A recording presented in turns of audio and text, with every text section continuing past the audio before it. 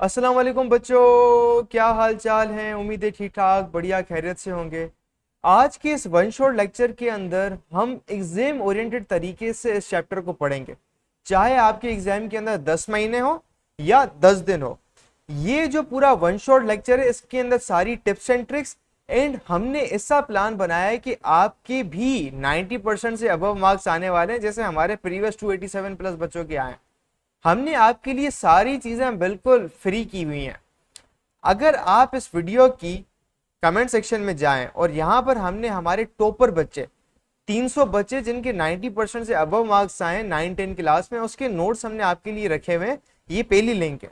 दूसरी लिंक कि आपको पूरी बुक के चैप्टर्स के लेक्चर्स चाहिए, सारे कॉन्सेप्ट्स के चाहिए, तो दूसरी लिंक पर क्लिक करेंगे तो आपको सारे लेक्चर्स मिलेंगे।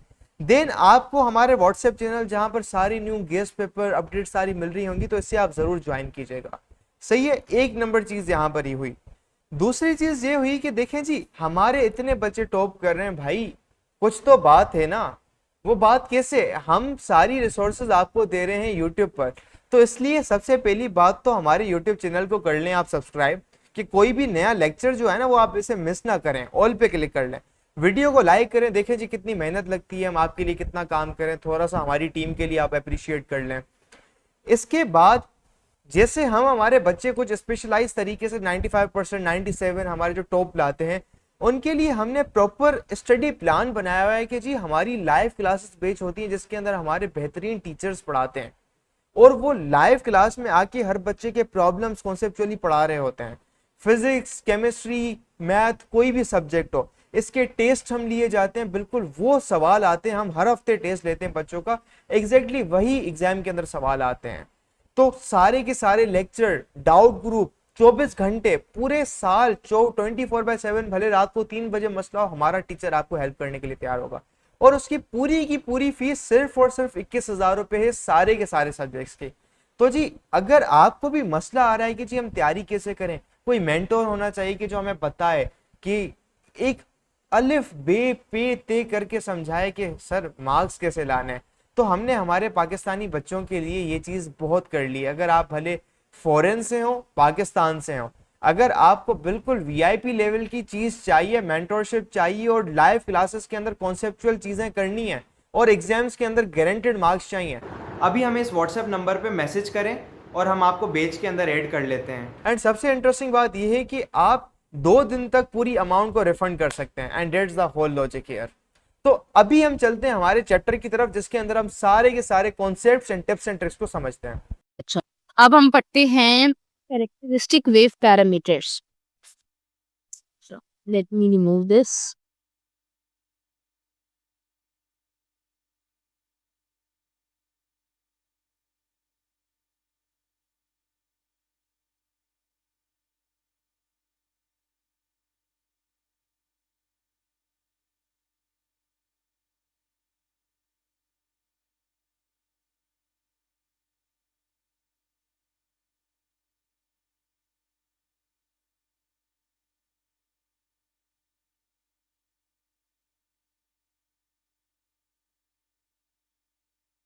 अच्छा,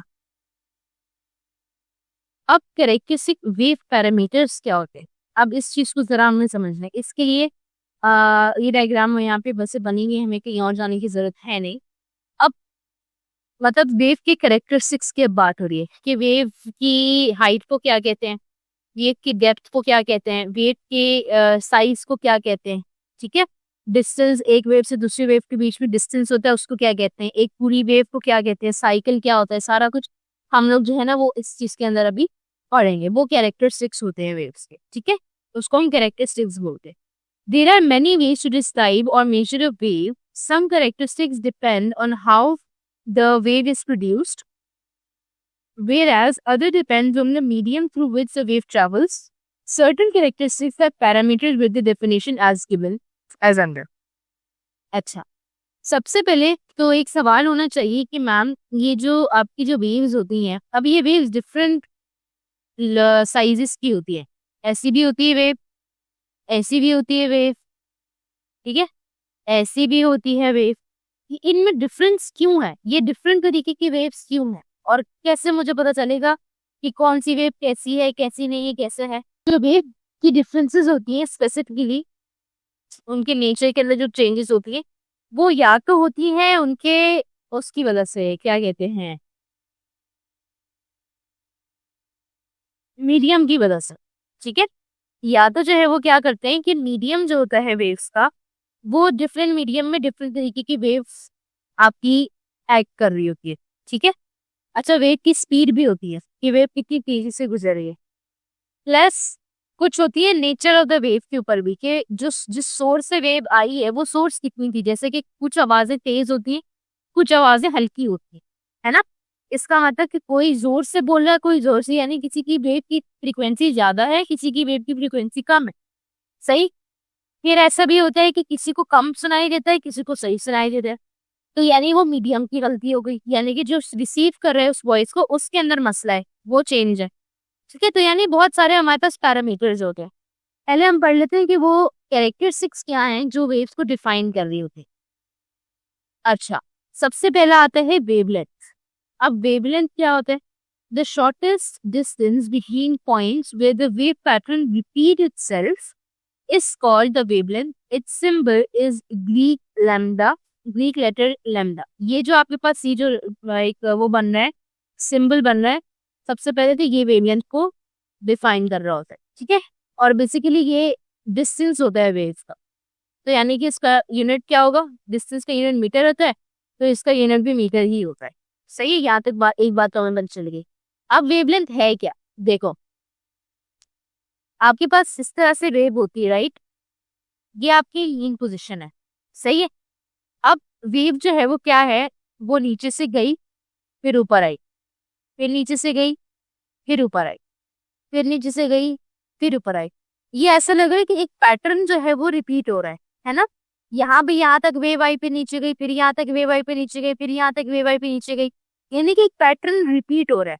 तो दो पैटर्न्स के बीच में इमीडिएट पैटर्न्स, या तो अच्छा ऊपर वाला जो ये जो हाफ सर्कल होता है, इसको हम क्रेस्ट कहते हैं, और जो नीचे वाला हाफ होता है उसको हम क्या बोलते हैं?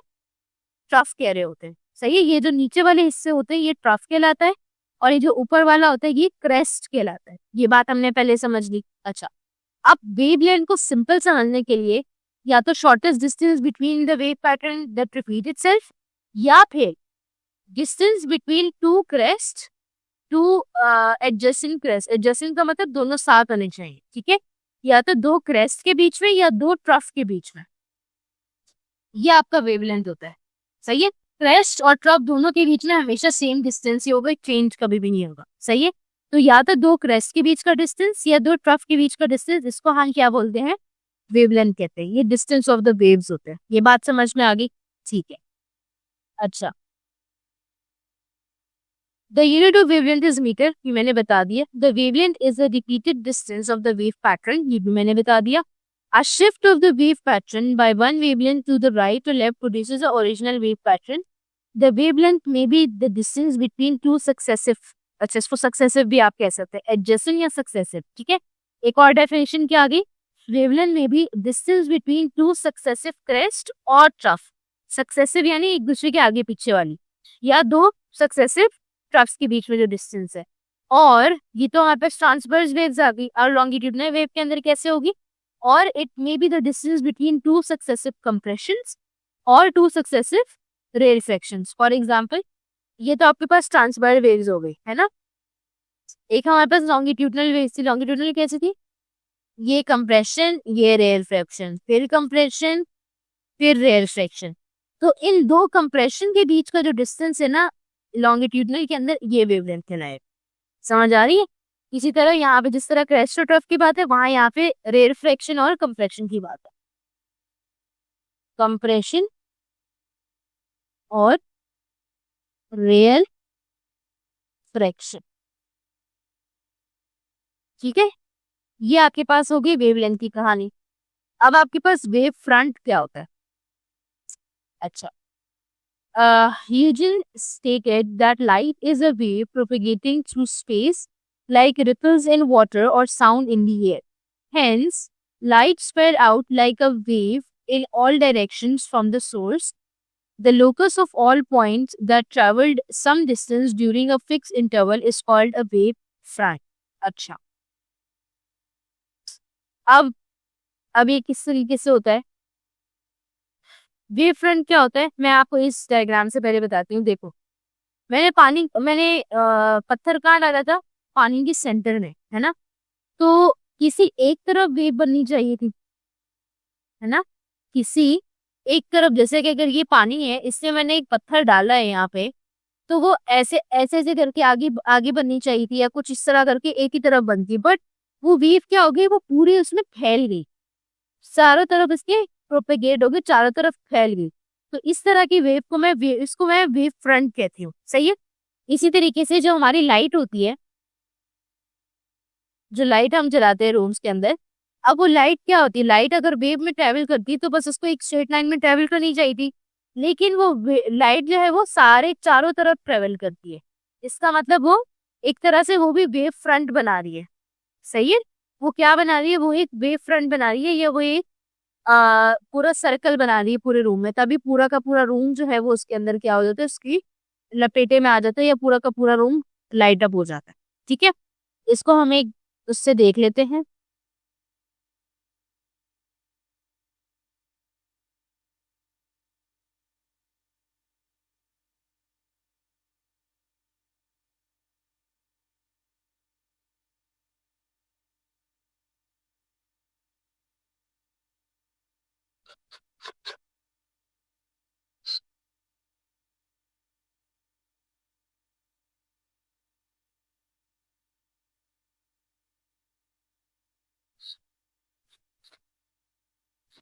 इन्हें याद रखना है कि देखो, ये इस तरह से आपकी वेव जो है ना, और पूरी फैल जाती है और आगे बढ़ती जाती है, बढ़ती जाती है। तो ये जो जहां से आगे बढ़ रही है ना, जो सबसे आगे होती है वेव, ये आपके पास वेव फ्रंट कहलाती है। ठीक है।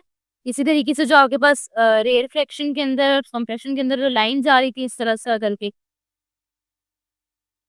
इसके अंदर भी जो आगे बढ़ती हुई लाइंस होती है ना, ये आपके पास वेव फ्रंट कहलाती है। यानी एक सिंपल एक फिनोमिना है, कोई ऐसे हार्ड एंड फास्ट रूल नहीं है इसका। ठीक है।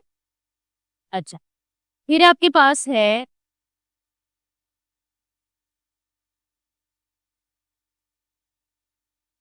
Wave crest and trough. तो क्रेस्ट एंड ट्रफ मैंने अभी आप लोगों को बता दिया कि क्रेस्ट और ट्रफ क्या होते हैं, एक दफे तो पढ़ लेते हैं। A crest point on a wave is the maximum value of upward displacement within a cycle. What is cycle? हमने cycle पढ़ना है। And a crest is a point on the surface wave where the displacement of the medium is at its maximum. A trough is the opposite of the crest, so the minimum or lowest point in the cycle. पहले मैं बता दूं cycle क्या होता है। एक wave, एक crust plus एक ट्रफ। भाई ये लेक्चर तो तुम बहुत मजे से देख रहे हो, लेकिन तुम्हें पता है कि लेक्चर देखने से खाली 90% मार्क्स नहीं आ जाते। असल में भाई मार्क्स कैसे आते हैं, तो भाई ये लेक्चर देखने के बाद आपने नोट्स खुद के बनाने होते हैं, और फिर साथ में आपने प्रैक्टिस भी करने होते हैं सवाल। भाई ये हमारा फेवरेट कोट है, 90% marks don't come from just hard work, they come from consistency, smart strategy and proper revision. भाई स्मार्ट तरीके से पढ़ो। स्मार्ट तरीका ये हमने आपको बताया हुआ है, तो साथ में हम आपको तरीका भी नहीं बता रहे, साथ में हम आपको दे रहे हैं भाई नोट्स। जाओ कमेंट सेक्शन में, नोट्स में से आपको मिल जाएंगे भाई उन बच्चों के नोट्स। 300 बच्चे थे जिनके 90% ज्यादा मार्क्स आए थे, उनके नोट्स वहां पे पड़े हुए, लेकिन साथ में उधर नीचे हमने आपको सवाल भी दिए हैं प्रैक्टिस के लिए। ये यहाँ पे पूरी गूगल शीट पड़ी हुई है भाई, यहाँ से जाके सवाल प्रैक्टिस करो। खाली ऐसा कुछ नहीं होता कि हाँ हम लेक्चर देखेंगे हमारे मार्क्स आ जाएंगे, नहीं भाई, नोट्स पढ़ने होते हैं और साथ में इनकी प्रैक्टिस भी करनी होती है सवालों की। ये पूरी एक वेव कहलाती है, this is called one wave. फिर ये आपके पास सेकेंड वेव होती है, फिर ये आपके पास थर्ड वेव होती है। ठीक है। एक वेव के अंदर एक क्रेस्ट और एक ट्रफ होना चाहिए, वन सी एंड वन की। ये दोनों होंगे तो एक वेव बनाते हैं, वरना हाफ वेव होती है। ठीक है। सिर्फ अगर क्रेस्ट की बात करो तो ये हाफ वेव कहलाती है, और अगर दोनों हाफ ये और हाफ ये, तो ये दोनों मिलके जो है वो वन बना लेते हैं। सही है। तो ये एक वेव हो गई, ये पूरी एक वेव कहलाएगी।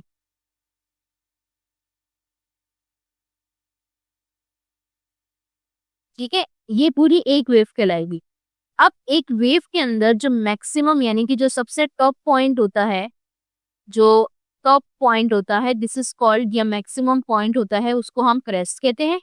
और एक वेव के अंदर जो लोएस्ट पॉइंट होता है, देखो समझो ये ग्राफ है, तो ग्राफ में ये मैक्सिमम वैल्यू होती है, ये नेगेटिव वैल्यू होती है ना। तो जो मैक्सिमम वैल्यू होगी वो क्रस्ट होती है और जो लोएस्ट वैल्यू होती है वो ट्रफ कहलाती है। दैट्स ऑल, सिंपल ये बात है प्लीज, ठीक है। ये आपके पास इन्होंने ये इसके अंदर डेफिनेशंस बताई नहीं है, लिखी नहीं, देख सकते हो। अच्छा, क्रस्ट ट्रफ तो हमने बात कर ली थी, साइकिल भी मैंने आपको बता दिया। अब डिस्प्लेसमेंट क्या होता है भाई? The separation between mean position or and any point either on the right or left or the mean of the mean position is called displacement. Displacement is measured in meters. अच्छा, अब इसके अंदर displacement क्या है? Displacement का मतलब भी ये है कि कितना ज्यादा जो है ना वेव ने ट्रेवल किया है वो उसको डिस्प्लेसमेंट होती है। सिंपल, सही है। वेव ने कितना ज्यादा कहीं से अपने स्टार्टिंग पॉइंट से एंड तक कितना ज्यादा ट्रेवल किया वो उसकी डिस्प्लेसमेंट कहलाती है। सही। अच्छा, उसके बाद इसके अंदर एक और चीज आती है एम्पलीट्यूड। एम्पलीट्यूड नीचे हम पढ़ लेते हैं, बट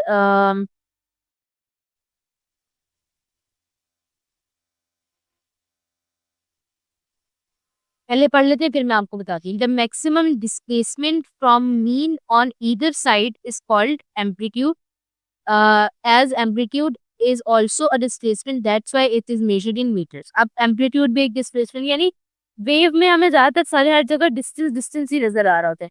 वेव से वेव तक का डिस्टेंस वो भी डिस्टेंस होता है, वेवलेंथ भी डिस्टेंस हो गया, एम्पलीट्यूड भी डिस्टेंस हो गया, डिस्प्लेसमेंट एक अलग से डिस्टेंस आ गया, ठीक है। तो ये सारे डिस्टेंस ही होते हैं, ज्यादातर हम इसमें डिस्टेंस की बातें कर रहे होते हैं।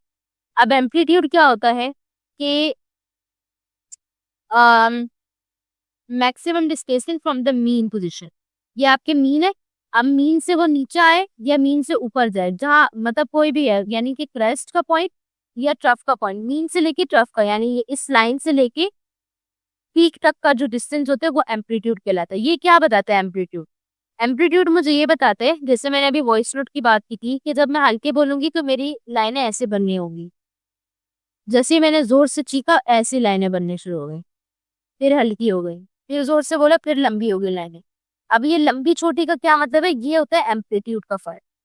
छोटी वालों का एम्पलीट्यूड जो है वो छोटा है और जो बड़ी लाइनें हैं उनका एम्पलीट्यूड क्या है? हाई है। इसका मतलब इसकी आवाज तेज है और इसकी आवाज कम है, तो ये एम्पलीट्यूड मुझे बताता है। सही है। अच्छा, तो ये एम्पलीट्यूड हो गया, ये आपके पास सारा कुछ हो गया। अब यहाँ पे अब नीचे देखें, लॉन्ग वेव का मतलब कि ये लॉन्ग वेव का मतलब कि देखो हमने वेव की क्या बात की थी कि दो क्रस्ट या दो ट्रफ के बीच में जो डिस्टेंस होता है वो ही ना, एक मिनट, दो क्रस्ट या दो ट्रफ के बीच में डिस्टेंस। अब यहाँ क्रस्ट तो एक बना है तो मैं दो ट्रफ ले लेती हूँ, एक ट्रफ ये रहा, एक का पीक ये रहा, एक का पीक ये रहा, तो ये जो डिस्टेंस होता है दिस इज कॉल्ड वेवलेंथ। अब ये डिस्टेंस बड़ा है या ये डिस्टेंस बड़ा है? ऑब्वियसली ये डिस्टेंस बड़ा है, इसका मतलब ये लॉन्ग वेवलेंथ हो गई, ये शॉर्ट वेवलेंथ हो गई। ये तो सिंपल सी चीज है। फिर एम्पलीट्यूड के अंदर भी इसका डिस्टेंस ज्यादा है या इसका डिस्टेंस ज्यादा है? इसका डिस्टेंस ज्यादा है, तो इसलिए ये हायर एम्पलीट्यूड होगा और ये लोअर एम्पलीट्यूड होगा। एज सिंपल एज दैट, ठीक है। बस इनके इसका यूनिट भी, इन सबके यूनिट जो है वो मीटर्स के अंदर होते हैं। फिर आपके पास आता है टाइम पीरियड। अब टाइम पीरियड का क्या मतलब है?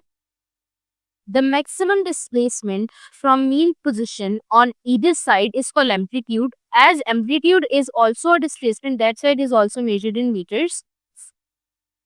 This is a misprint.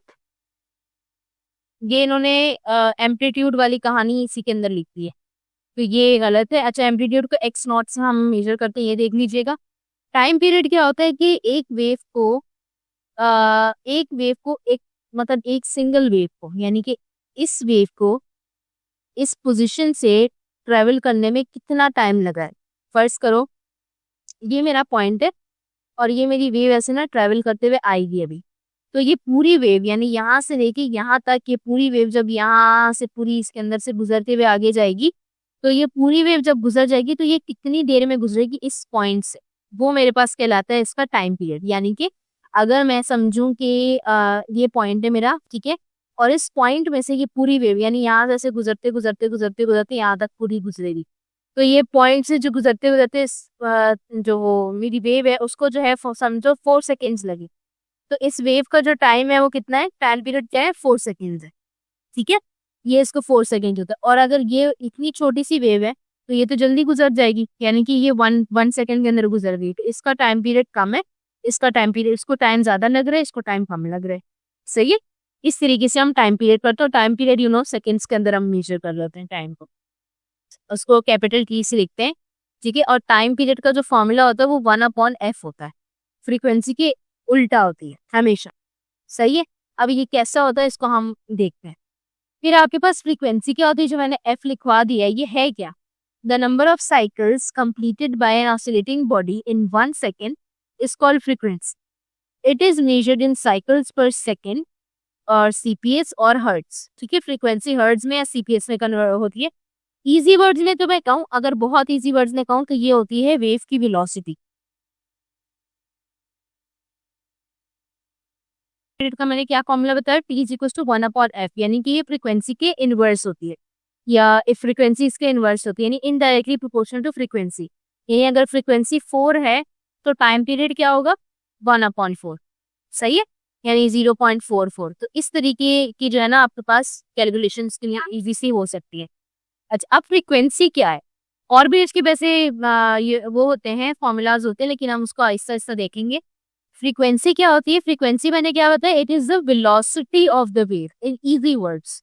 ये वेव जो है वो कितनी जल्दी जो है वो 1 सेकंड में कितनी वेव्स निकल रही हैं। अच्छा, पहले मैंने क्या बोला कि एक पॉइंट से एक वेव कितनी सेकंड में निकल रही है। दूसरी फ्रीक्वेंसी में क्या होता है कि 1 सेकंड के अंदर एक पॉइंट से कितनी वेव्स गुजर सकती हैं, यानी कि सिर्फ 1 सेकंड हुई है, 1 सेकंड हुआ है और 1 सेकंड में इस पॉइंट में से कितनी वेव्स गुजर जाएंगी। अगर छोटी वेव्स होंगी तो ज्यादा वेव्स गुजर जाएंगी, वेव्स तो तेजी से भागती है ना, वो तो बहुत 0.00 कुछ सेकंड्स होते हैं। तो वेव छोटी होंगी तो वो जल्दी, यानी कि ज्यादा वेव्स हो सकता है 10 वेव्स निकल जाए 1 सेकंड के अंदर, तो फ्रीक्वेंसी उसकी क्या हो जाएगी, 10। लेकिन अगर ऐसा हो गया कि आपके पास वेव्स बड़ी हैं तो हो सकता है सिर्फ 2 वेव्स जा सके 1 सेकंड के अंदर, तो फ्रीक्वेंसी क्या हो गई, 2 हो गई। ठीक है, तो ये आपके पास फ्रीक्वेंसी होती है, सिंपल। और इसके क्या यूनिट्स होते हैं, सीपीएस होता है या हर्ट्ज। हर्ट्ज हम ज्यादातर इसका यूनिट यूज करते हैं। अच्छा मैम, ये वेलोसिटी है तो हम मीटर पर सेकंड के लिए करते हैं, बिकॉज ये वेलोसिटी नहीं है, इट्स लाइक वेलोसिटी। ठीक है, मतलब इजी वर्ड में समझने के लिए हम इसको कह सकते हैं कि इट्स काइंड ऑफ वेलोसिटी, यानी स्पीड बता रहे एक तरह से वेव। सही है, अब यही बात है। अब इसी तरह अगर ये वाली वेव है, ये अगर तेज हुई, यानी कि अगर ये फास्ट मूविंग हुई, तो हो सकता है कि 2 की बजाय इसमें से 5 गुजर जाए 1 सेकंड के अंदर, right. It depends on the speed of the wave. तो ये आपके पास बेसिकली आपको स्पीड बता रहा हो। ठीक है, ये हो गया। अब ये एक चीज लास्ट देख लेते हैं कि relationship between time period and frequency. Time period और फ्रीक्वेंसी का रिलेशनशिप कैसा होता है, इनवर्स रिलेशनशिप होता है। ठीक है, time period and frequency are reciprocal for each other, greater the time period smaller will be the frequency, और वाइस वर्सा। यानी कि आपके पास ये हमेशा 1/, में होता है। ठीक है, या तो t is equal to 1/f या f is equal to 1/t। ये इस तरह से उधर रेसिप्रोकल होते हैं एक दूसरे के। ठीक है, जैसे कि यहाँ पे इन्होंने लिखा हुआ है कि if frequency 5 hertz and a student oscillates a pendulum having 5 vibration पर सेकंड। 5 वाइब्रेशन पर सेकंड का मतलब कि हर्ट्ज 5 हर्ट्ज है। ठीक है, कि यानी कि 5 वाइब्रेशन पर सेकंड हर्ट्ज के बराबर होते हैं। तो यानी कि फ्रीक्वेंसी की बात कर रहे हैं, कैलकुलेट टाइम पीरियड, तो उसका टाइम पीरियड निकालें। तो ये आपके पास आ गया, आपके पास टाइम पीरियड का फॉर्मूला है। आपने 1/5 जो है वो 1/5 आपने 1 लिखा, इसकी जगह आपने 5 लिख दिया, 1/5 को डिवाइड किया 0.2 सेकेंड। सो ये इसका टाइम पीरियड है। ठीक है, इस तरीके से हम क्या कर सकते हैं, कैलकुलेट कर सकते हैं टाइम पीरियड को या फ्रीक्वेंसी को। फ्रीक्वेंसी भी अगर मुझे पूछी हो और टाइम पीरियड गिवन है तो मैं इसी फॉर्मूले से, यानी कि f is equal to 1/t के फॉर्मूले से मैं इसको आराम से कर सकते हैं। ठीक है, तो उम्मीद है आपको लेक्चर यहाँ तक समझ आ गया होगा।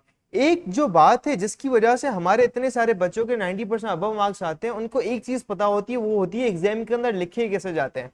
और ये जो चीज है ना, एग्जाम के अंदर लिखना, एग्जाम राइटिंग मेथड सेशन, ये हम हमारी बैच के अंदर करवाते हैं। सही है, बच्चा बैठ के सवाल कर ले, लेक्चर देख ले, कुछ भी कर ले, अगर वो उसको एग्जामिनर, अगर उसको लिखना नहीं आता तो एग्जामिनर उसको मार्क्स ही नहीं देगा। तो हम उसको ऐसी टिप्स एंड ट्रिक्स देते हैं, तो भाई एग्जामिनर जो चेक करने वाला है ना, वो मार्क्स काट ही नहीं पाएगा। जब काट ही नहीं पाएगा तो आपका तो टॉप बनना पक्का है। तो जी हम हमारी बैच के अंदर बच्चों को ये पूरी चीज़ें करवाते हैं, हम नोट्स गाइडेंस सारी चीज़ें A to Z करवा रहे होते हैं। अगर आपको भी ज्वाइन करना है तो आप इस नंबर पर कांटेक्ट करके मैसेज करें और हम आपको बैच के अंदर एनरोल कर लेंगे। इसके अलावा अगर आपको क्या चाहिए, फ्री में नोट्स चाहिए, फ्री का मटेरियल चाहिए, तो यहाँ पर डिस्क्रिप्शन में सारे के सारे लेक्चर्स की लिंक, सारे के सारे नोट्स की लिंक, सारी की सारी चीज़ों की लिंक्स गिवन है। तब तक के लिए अल्लाह हाफिज़, टेक केयर, गुड बाय बच्चों।